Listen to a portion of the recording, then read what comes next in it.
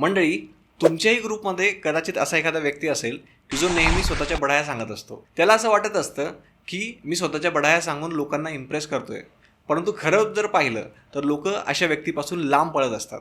आणि दुसरा असा एखादा व्यक्ती असतो की बाकीच्या लोकांना जर स्वतःच्या मनातलं काहीतरी सांगायचं असेल तर लोक स्वतःहून त्या व्यक्तीला शोधत असतात.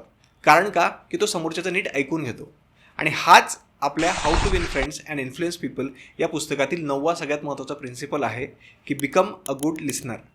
आता समजा मी जर तुम्हाला एखादा तुमचा ग्रुप फोटो दिला तर मला सांगा, सगळ्यात आधी तुम्ही कोणाला शोधाल? ऑब्व्हियसली सगळ्यात आधी तुम्ही स्वतःचा फोटो शोधाल. कारण का की प्रत्येक माणूस हा त्याच्या पिक्चरचा हिरो असतो. कारण त्यालाही असं वाटत असतं की माझंही कोणीतरी कौतुक ऐकावं, माझंही गाणं कोणीतरी ऐकून घ्यावं. म्हणून तुम्हीही समोरच्याचं ऐकून घ्यायला शिका.